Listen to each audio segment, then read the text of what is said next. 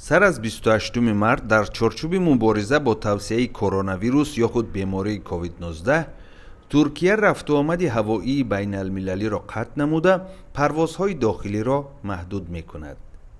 рӯзи шанбе тибқи омори расмӣ дар Туркия 5698 ҳодисаи сирояти COVID-19 тасдиқ шуда, 92 нафар аз ин беморӣ ба ҳалокат расида буданд.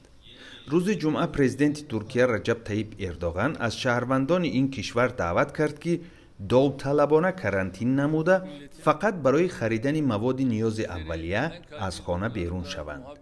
раҳбари Туркия афзуд, ки аз нимашаби 28 март кишвараш рафтуомади байналмилалии ҳавоиро қатъ намуда, хоҳишмандони рафтуомади ҳавоӣ дар дохили кишвар бояд қабл аз сафар аз идораҳои волиҳои вилоятҳо иҷозати расмӣ бигиранд.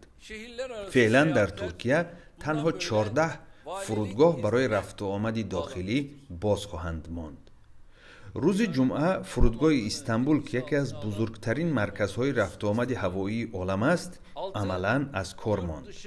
фурудгоҳи Истанбул яке аз муҳимтарин нуқтаҳои транзити шаҳрвандони Тоҷикистон низ мебошад. як идда мусофирони бандмондаи тоҷикистонӣ дар Туркия тавассути радиои Озодӣ аз мақомоти Тоҷикистон дархост намуданд, ки барои бозгашти онҳо рейсҳои чартерӣ ташкил кунанд. Тоҷикистон як ҳафта пеш рафтуомади байналмилалии ҳавоиро қатъ намуд, вале рӯзҳои ахир якчанд парвози чартерӣ ташкил намуда, мусофирони бандмондаи тоҷикро аз фурудгоҳҳои Маскав ба Душанбе баргардонд.